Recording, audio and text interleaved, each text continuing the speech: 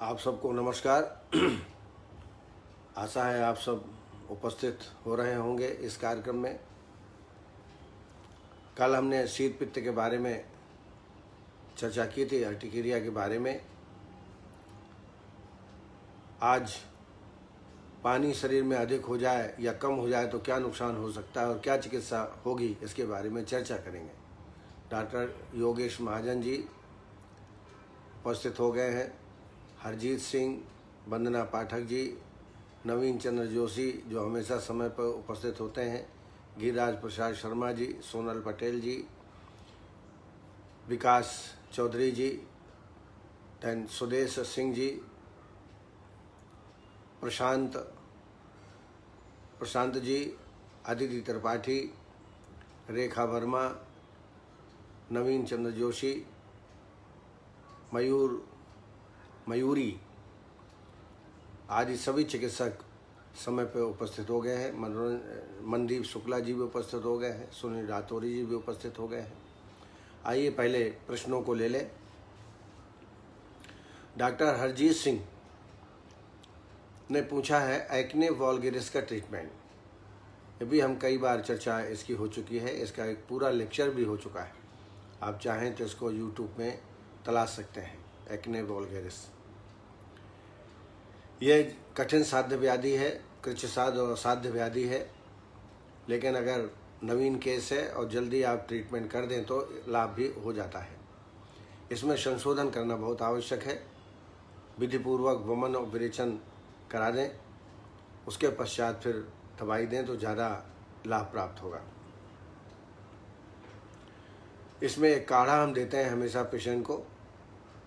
उसमें अमलतास का गूदा, अमलतास मज्जा जिसको बोलते हैं, नींब छाल, गिलोय और दारू हल्दी, इनको बराबर मात्रा में काढ़ा बना के बराबर मात्रा में योगकुट कर लें और इसका काढ़ा बना के दें। 4 चम्मच दवाई, 4 कप पानी, 1 कप बचे तब तक पकाएं। ऐसा 1 कप सुबह शाम खाली पेट इसका सेवन कराना चाहिए। इसके अलावा लगाने के लिए इसमें करंज तेल और नींब तेल दोनों को मिला करके लगाएं। इससे खुजली जो होती है वो ख़त्म हो जाती है, लेकिन काले रंग के धब्बे जो बच जाते हैं उसका लंबा ट्रीटमेंट देना पड़ेगा। इसके लिए पंचनिम्ब बटी आरोग्यवर्धनी 2-2 गोली दिन में 2 बार पानी के साथ। इसके अलावा खदिरारिष्ट 4 चम्मच दवाई, 4 चम्मच पानी भोजन के बाद दोनों टाइम देवें। हरिद्राखंड 5 ग्राम सुबह और शाम को, लेकिन ये शोधन करने के बाद दें तो इसमें निश्चित रूप से लाभ प्राप्त होगा। डॉक्टर योगेश महाजन, उन्होंने सोरिएटिक आर्थोपैथी के बारे में पूछा है। देखा होगा जिसको सोरियोसिस होता है उसको जॉइंट पेन भी हो जाता है। Psoriatic arthropathy means the inflammation of the arthritis, inflammation of the joints, जिसको हम आर्थराइटिस कहते हैं। आप सोरिएटिक आर्थराइटिस भी कह सकते हैं। ये व्याधि का उपद्रव है, इसलिए जो व्याधि सोरियोसिस या किटेफ जिसको हम कहते हैं, उसकी सम्यक पूर्व से चिकित्सा करनी चाहिए। अभी मैंने लगभग 1 हफ्ता के आसपास सोरियोसिस पर एक व्याख्यान दिया था, आप उसको देख लें। उसके अनुसार से सोरियोसिस का ट्रीटमेंट करें। निश्चित रूप से सोरियोसिस ठीक होगा तो जो आर्थराइटिस होता है, सोरिएटिक आर्थराइटिस, वो भी अपने आप इसका शमन हो जाता है। फिर भी स्थानिक ट्रीटमेंट आप करते रहें। यदि घुटने में तकलीफ़ हो, जानुसंधि में तकलीफ़ हो और वहाँ पर सोरियोसिस ना हो तो आप पत्रपिंड श्वेत कर सकते हैं, मालिश करते हैं, नाड़ी श्वेत कर सकते हैं। इसमें रोगी को आराम प्राप्त होगा। बस्ती भी इसमें ऐसी चुने जो सोरियोसिस में लाभ हो और आर्थराइटिस में भी लाभप्रद हो, ऐसी बस्ती का निर्माण करें। तो जो सिद्धार्थक स्नान है, मुस्त मदनम त्रिफलाकरंज आरगवध कलिंग वाह, इनमें से औषधि का चयन करके और इसमें 10 मूल के द्रव्य डाल के बस्ती का निर्माण करें और इस बस्ती को दें तो दोनों में लाभ प्राप्त होगा। इसके अलावा महायोगराज गुगुल, कैशोर गुगुल 2-2 गोली दिन में 2 बार सेवन कराएं। Doctor K N Gangwar urinary incontinence in non diabetic patient, diabetes नहीं है लेकिन पेशाब में उनको कंट्रोल नहीं रहता है, तो अगर वो 60 वर्ष के ऊपर है तो निश्चित है प्रोस्टेट की वजह से भी ये ऐसे लक्षण मिलते हैं। अगर प्रोस्टेट नहीं है तो निश्चित है मस्कुलर वीकनेस पेशेंट में है, वो कंट्रोल नहीं कर पाता, उसके लिए फिर नर्वाइन टॉनिक ऐसे पेशेंट में देना चाहिए। जैसे हम पल्सी न्यूरॉन 2-2 कैप्सूल या नियो टैबलेट 2 गोली सुबह शाम को, या अग्नितुंडी बट्टी, अग्नितुंडी में भी वर्षनाभ रहता है, कुचला रहता है, तो उसका भी प्रयोग 2-2 गोली सुबह शाम कर सकते हैं। इसके बाद शुद्ध शिलाजीत 500 मिलीग्राम दूध मिलाकर दोनों टाइम इसका सेवन कराएं।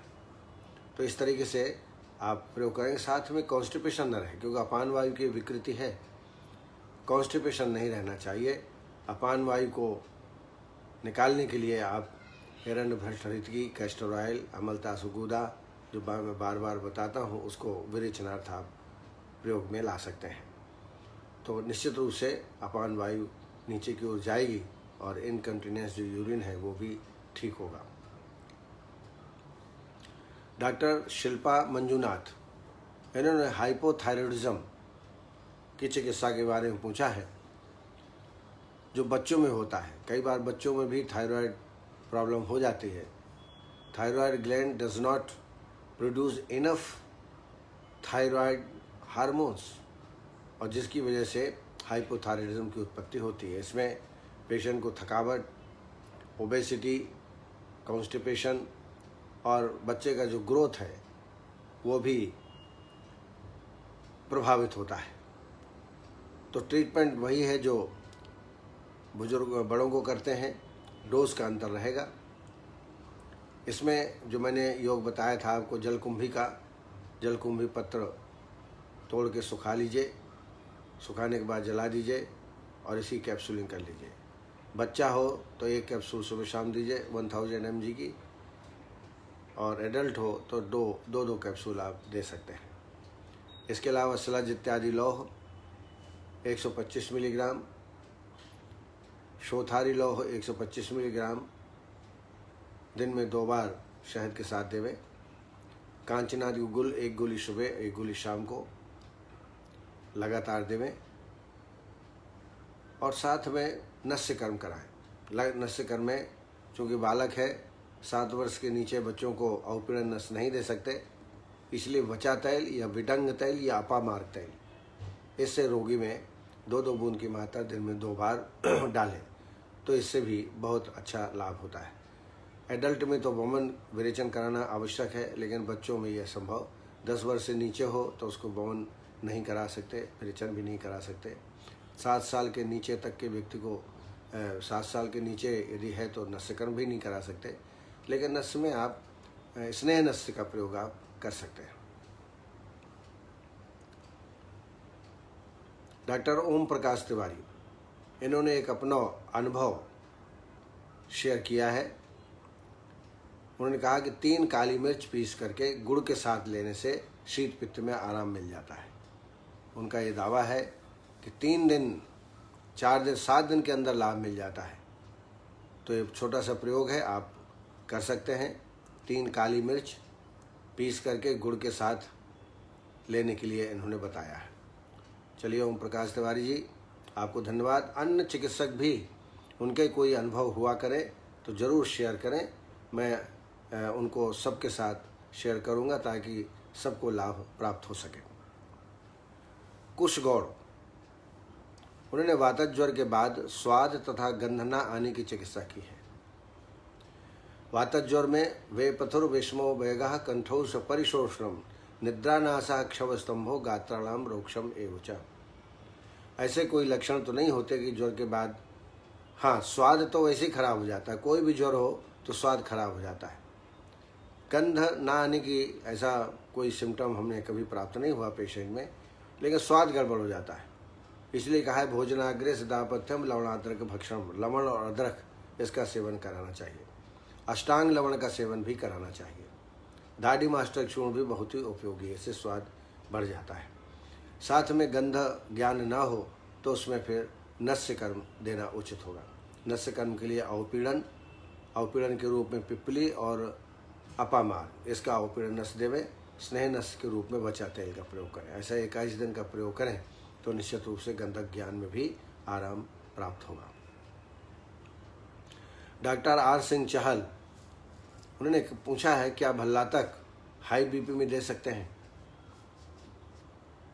तो ये पेशेंट की अवस्था के आधार पे बहुत ज़्यादा हाई नहीं है तो आप दे सकते हैं, लेकिन पेशेंट का डेली आपको हाई ब्लड प्रेशर नापना पड़ेगा।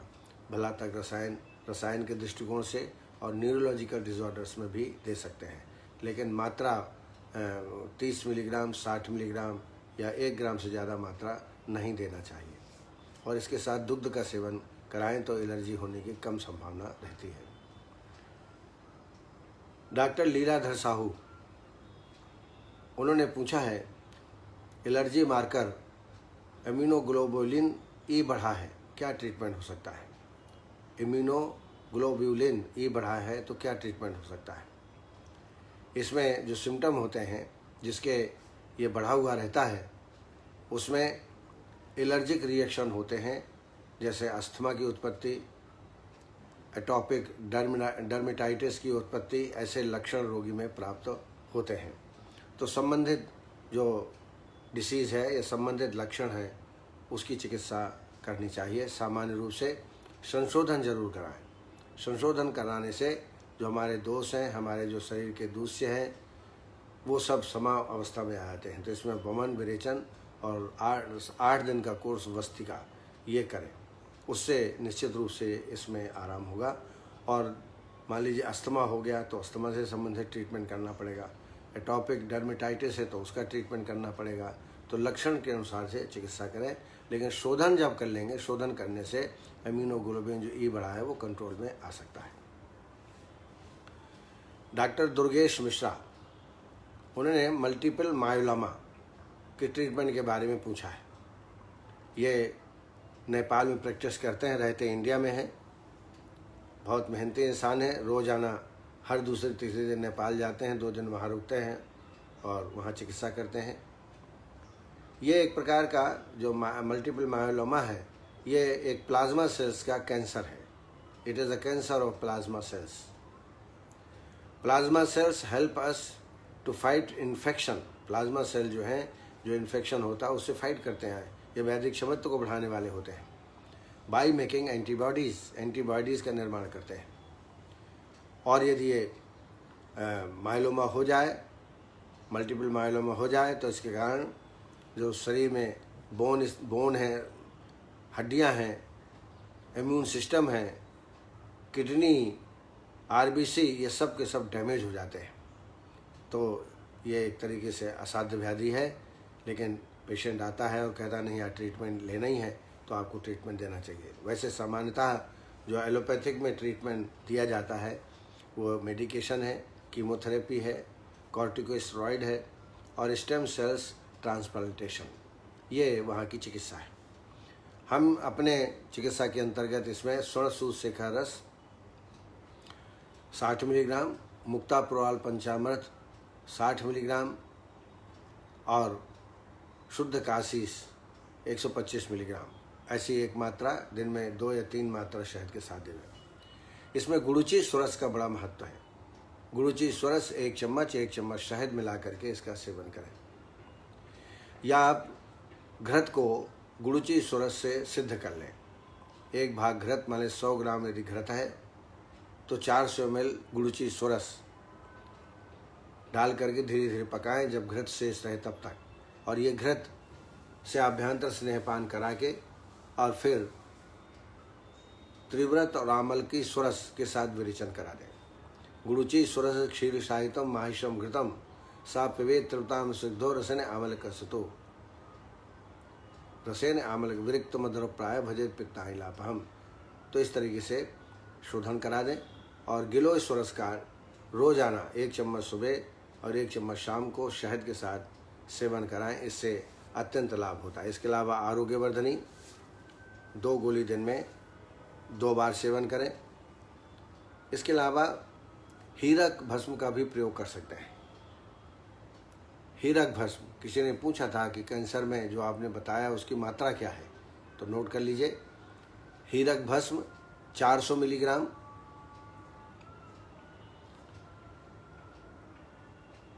स्वर्ण सूर्यशेखर रस 4 ग्राम, 4 से 5 ग्राम भी ले सकते हैं, और वैक्रांत भस्म 10 ग्राम। फिर से मैं बोलता हूँ, हीरक भस्म 400 मिलीग्राम, स्वर्ण सूर्यशेखर रस 4 ग्राम, मुक्ता पुराल पंचामृत 4 ग्राम, इन सबको मिला के 60 पुड़िया बना लीजिए।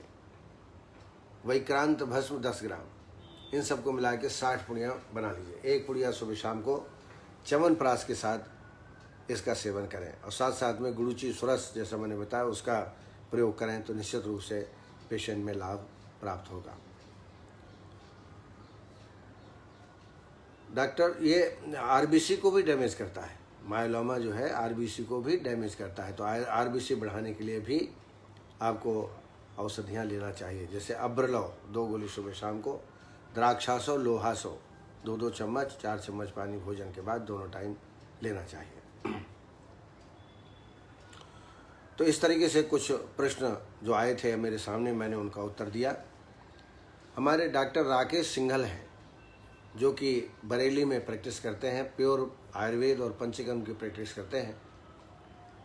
उन्होंने कुछ अनुभव शेयर किए हैं, मैं आपके साथ वो शेयर करना चाहूँगा।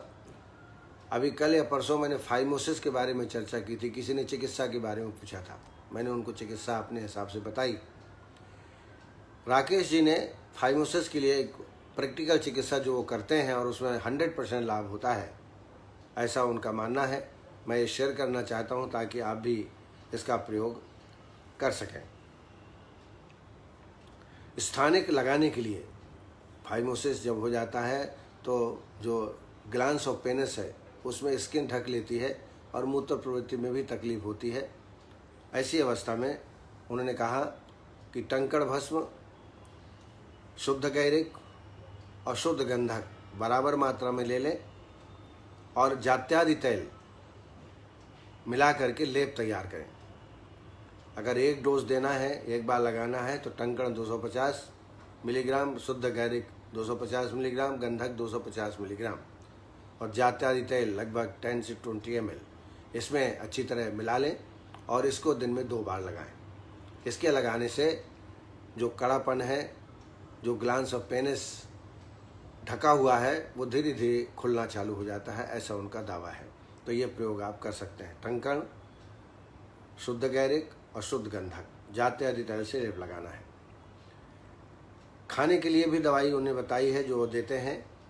व्याधिहर रसायन 125 मिलीग्राम, व्याधिहर रसायन 125 मिलीग्राम, गंधक रसायन 250 मिलीग्राम, आरोग्यवर्धनी 1 गोली और पुराल पिष्टी 250 मिलीग्राम। मैं फिर से रिपीट करता हूँ, व्याधिहर रसायन 125 मिलीग्राम, गंधक रसायन 250 मिलीग्राम, आरोग्यवर्धनी 1 गोली और पुराल पिष्टी 250 मिलीग्राम। ये एक पुड़िया है, इसको प्रातः एवं सायं ताज़े पानी से लेना है। साथ में रात्रि का भोजन अवॉइड करें, ये एक परहेज़ के रूप में बताया। बाद में तली मली चीज़ें, जो खट्टी चीज़ें हैं, इनको भी परहेज़ करना चाहिए। दूसरा एक्सपीरियंस उन्हें दिया है फंगल इन्फेक्शन के लिए, दद्रु के लिए। बड़ा सिंपल सा प्रयोग है। उन्होंने पहले नागरमोथा और त्रिकटु 2.5 ग्राम लेकर के 5 दिन तक दिया, जिससे दीपन पाचन हो गया। सद्यावमन कराया उन्होंने मदन फल पिपली से और विरेचन कराया अभ्यादि मोदक से। विरेचन करने के बाद संसर्जन कर्म करने के पश्चात वाह लेप तैयार किया और वाह लेप बड़ा इफेक्टिव है। खुजली जो है वो तत्काल कम हो जाती है। इसमें उन्होंने टंकण भस्म 250 मिलीग्राम, स्वर्ण गैरिक 250 मिलीग्राम और शुद्ध गंधक 250 मिलीग्राम, टंकण, स्वर्ण गैरिक और शुद्ध गंधक 250-50 मिलीग्राम ले करके जात्यादि तैल से लेप तैयार कर लीजिए और इस लेप को दिन में 2 बार लगाएं। लगाने के पहले निम्न पत्र क्वाथ से प्रक्षालन करें, जब वो सूख जाए तब ये दवाई लगाएं। खाने के लिए भी उन्होंने सजेस्ट किया है आरोग्यवर्धनी 2 गोली 2 बार, गंधक रसायन 250 मिलीग्राम दिन में 2 बार शहद के साथ, और पंचसकार चूर्ण रात्रि में सोते टाइम लें ताकि पेट साफ रहे। तो ये इन्होंने 2 प्रयोग फाइमोसिस के लिए और फंगल इन्फेक्शन के लिए, जिसको हम दद्रु कुष्ठ कह सकते हैं, उसके लिए इन्होंने अपने अनुभव डॉक्टर राकेश सिंघल जी ने बताया है। आप भी इसका प्रयोग करें और इसके रिजल्ट कैसे आए वो ज़रूर सबसे शेयर करें ताकि सबको। और मैं आप सबसे कहता हूँ, आपके पास कोई विशेष योग है या कोई विशेष चिकित्सा है किसी विशेष रोग के लिए, तो ज़रूर शेयर करें ताकि आपके अनुभव का लाभ दूसरे चिकित्सकों को भी प्राप्त हो। आइए, हमारे साथ जुड़े हुए हैं डॉक्टर भरत ठोक, योगेश डांगी जी, विकास महाजन जी, विजय सैनी जी, रेखा वर्मा, परेश मन्या, अनिल शुक्ला जी जो कि बहुत मेरे मित्र हैं, प्रोफेसर हैं, विभागाध्यक्ष हैं, द्रव्य गुण के बहुत विद्वान आदमी हैं, सुनील रातौरी जी, कुश गौड़ जी, ओम प्रकाश तिवारी जी, संदीप वर्मा जी, गिरिराज प्रसाद शर्मा जी, मुकम्बिका रचना जी, आशुतोष कुमार, अर्चना वर्मा जी, नीलम शुक्ला जी, सविता पटेल, उषा तभानी जी,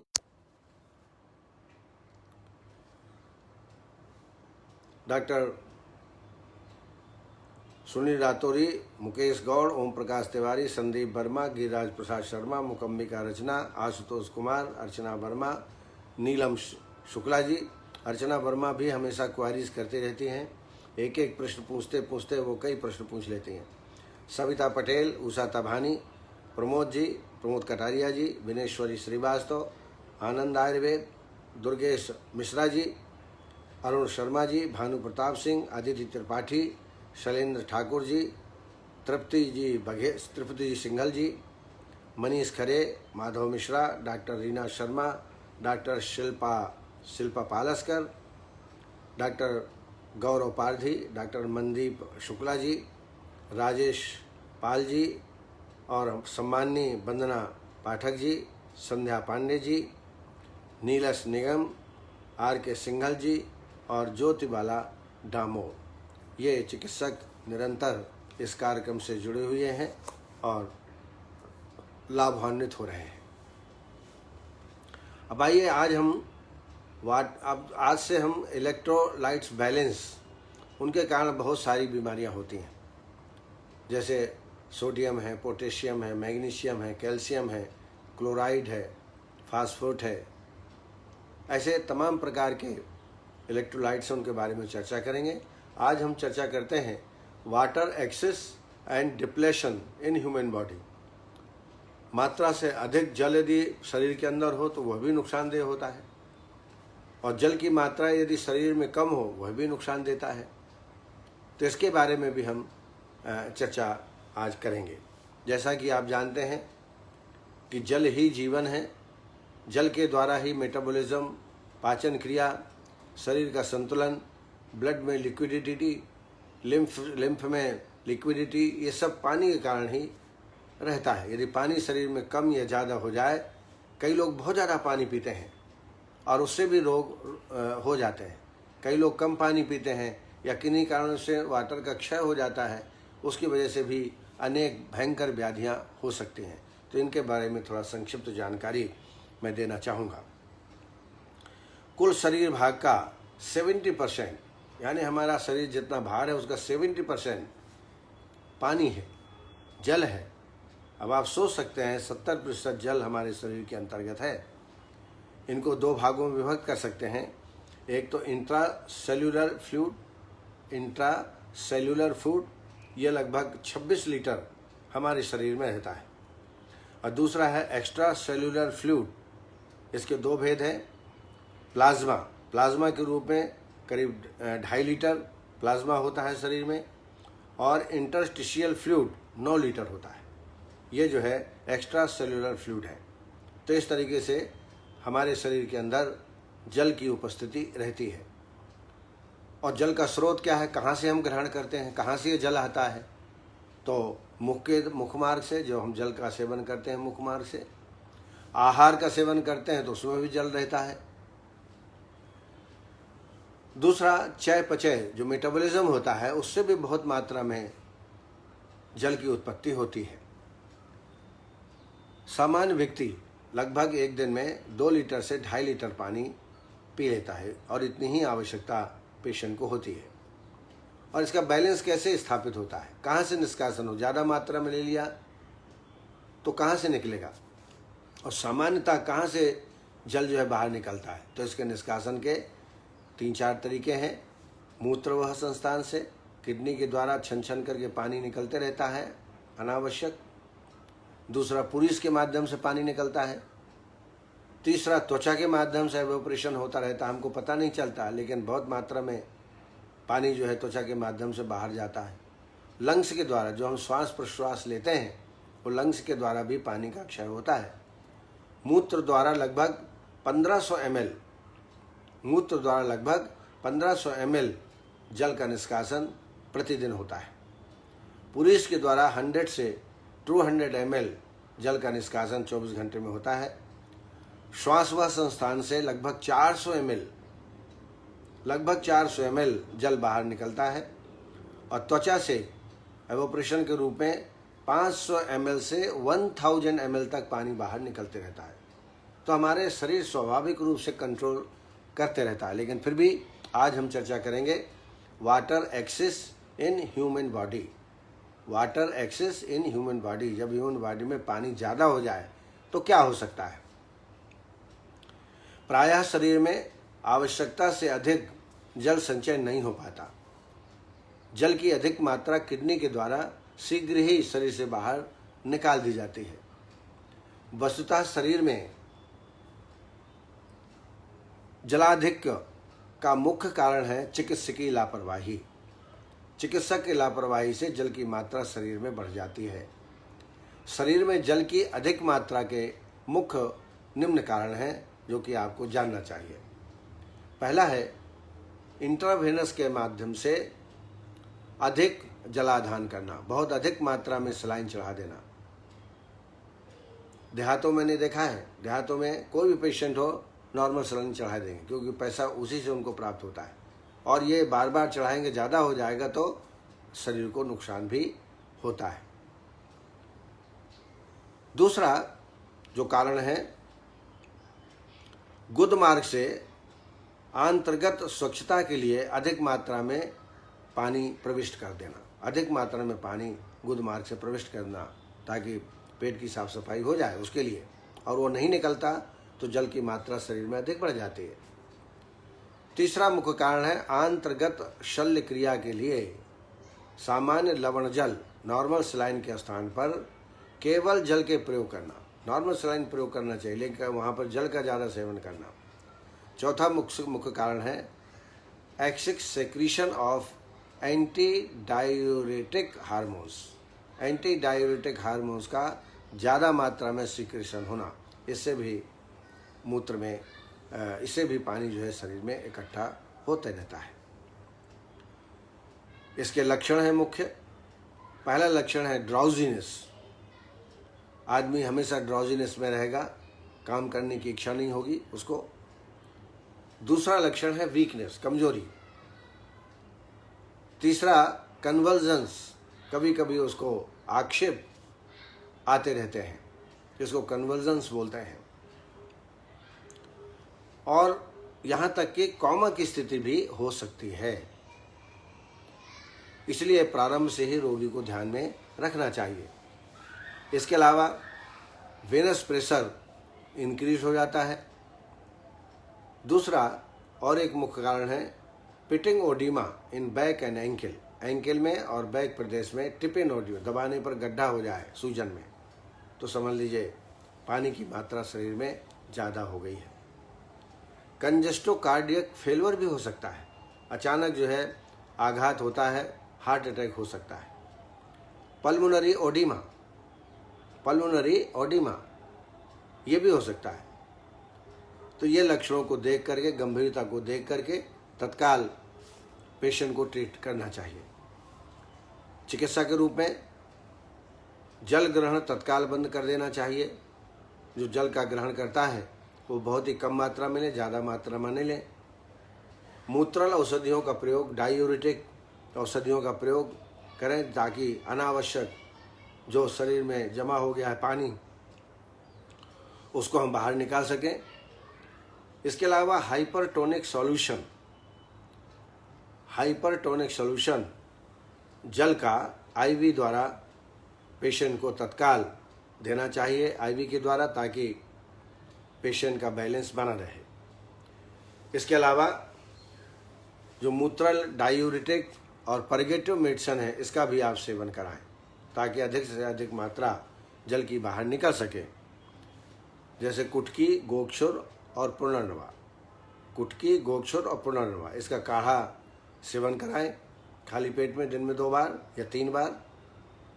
इसके अलावा तृणपंचमूल क्वाथ ये भी बहुत उपयोगी है। वरुणादि क्वाथ इसका भी सेवन कराएं, इससे भी मूत्र की मात्रा अधिक मात्रा में निकलेगी। रस औषधियों में श्वेत परपटी 250 मिलीग्राम, तृणकांत पिष्टी 250 मिलीग्राम दिन में 2 बार या 3 बार शहद के साथ या च्यवनप्राश के साथ देवें। टैबलेट्स में चंद्र प्रभावटी 2 गोली दिन में 2 बार। इसके अलावा गोक्षरादि चूर्ण या ककड़ी चूर्ण इनके सेवन करने से भी यूरिन जो है अधिक मात्रा में होता है और जल यदि अधिक मात्रा में शरीर में एकत्रित है वो दूर होता है। अब आइए water depletion in human body. Water depletion, पानी की कमी शरीर में हो जाना, यह भी एक आत्तिक अवस्था है, तत्काल हमें चिकित्सा करनी पड़ती है। शरीर में जल की कमी होना एक प्रमुख समस्या है जो कई व्याधियों में उत्पन्न हो सकती है। कभी कभी शरीर में जल की अत्यधिक कमी के फलस्वरूप रोगी की मृत्यु भी हो सकती है। रोगियों का डिहाइड्रेशन हो जाए, पानी का स्तर शरीर में कम हो जाए तो कोमा की स्थिति और मृत्यु की स्थिति रोगी में उत्पन्न हो सकती है। कभी कभी शरीर में जल की अत्यधिक कमी के फलस्वरूप, जैसा मैंने बताया, कोमा और मृत्यु हो सकती है। आइए कारणों को देखें, क्यों ऐसा होता है, पानी क्यों कम हो जाता है शरीर में। तो एक तो ये कारण है कि पानी पीने में परेशानी, जैसे मुखगत कोई व्याधि हो, कंठगत कोई व्याधि हो, कंठ में सोफ हो, पानी पीने में असमर्थ हो व्यक्ति, कई बार पैरालिसिस हो जाता है कंठ प्रदेश में और उसकी वजह से जो पानी निकलना बंद हो जाता है तो पानी की कमी शरीर में आ जाती है। दूसरा जो मुख्य कारण है वो है एक्सेसिव वोमिटिंग, अधिक मात्रा में वोमिटिंग हो जाना। फूड पॉइजनिंग हो, कॉलेरा हो, ऐसी व्याधियों से जिनमें ज़्यादा वोमिटिंग हो तो उससे पानी की मात्रा शरीर में कम हो जाती है। सीवियर डायरिया, अतिसार, अतिसार उसे कहते हैं जहाँ जल की मात्रा अधिक बाहर निकलती है। Severe diarrhoea, severe vomiting, cholera, peritonitis, intestinal obstruction, severe burn, बहुत अधिक मात्रा में जल गया हो व्यक्ति तब भी पानी की कमी हो जाती है। हीट स्ट्रोक, आप देख गर्मी की ऋतु में बहुत तेज़ धूप में यदि निकलते हैं तो लू लग जाती है, ऐसा बोला जाता है। इसको हम हीट स्ट्रोक भी कह सकते हैं। इस अवस्था में भी पानी की कमी हो जाती है। लक्षणों का आंकलन करें तो इसमें रोगी बहुत कमज़ोर हो जाता है, अधिक मात्रा में नींद आती है पेशेंट को, भोजन में अरुचि हो जाती है, एनोरेक्सिया, बहुत अधिक प्यास लगती है, एक्सेसिव थ्रस्ट, अत्यधिक मात्रा में प्यास लगती है, रेस्टलेसनेस, कुछ अच्छा नहीं लगेगा, रोगी को लगेगा कि मैं बैठा रहूं, कुछ काम नहीं करूं। कोमा की स्थिति भी आ सकती है। हाइपोटेंशन, ब्लड प्रेशर भी लो हो जाता है और टैकीकार्डिया, जो पल्स रेट है वो बढ़ जाता है, टैकीकार्डिया होता है। और जिसके हाथ पैर हैं वो ठंडे हो जाते हैं, कोल्ड एक्सट्रीमिटीज़। त्वचा में झुर्रियाँ उत्पन्न हो जाती हैं और पल्स भी इर्रेगुलर हो जाती है। ये इसके मुख्य लक्षण हैं पानी डिप्रेशन, वाटर डिप्रेशन के कारण। अब आइए चिकित्सा में, तो पानी का क्षय हुआ है तो पानी बढ़ाने वाली प्रक्रिया हमको करना है। जैसे जलपान का अधिक से अधिक सेवन करें। एक बार में ज़्यादा नहीं कर सकते हैं तो थोड़ा थोड़ा पिएं। इंट्रावेनस द्वारा ग्लूकोज या नॉर्मल सलाइन तत्काल देना चाहिए। इसके अलावा शिकंजी का सेवन, नींबू पानी का सेवन बार बार पेशेंट में कराएं। नारियल जल ये बहुत ही इम्पॉर्टेंट है, इलेक्ट्रोलाइट बैलेंस भी ये ठीक करता है और जल की दूरी को भी कमी करता है। नारियल जल, छाछ, दुग्ध, गन्ने का रस और विभिन्न प्रकार के शरबतों का प्रयोग भी यथासंभव प्रयोग करना चाहिए। इसके अलावा सडंग पानी, मुस्त परपट कोशीर चंदोदी चिनागरी है, श्रत शीतम जलम दद्यात पिपासा ज्वर शांति ही है। सडंग पानी का सेवन हर घंटे में 1-1 कप आप सेवन कराएं, इससे बहुत जल्दी वाटर का लेवल ठीक हो जाता है। इसके अलावा ग्लूकोज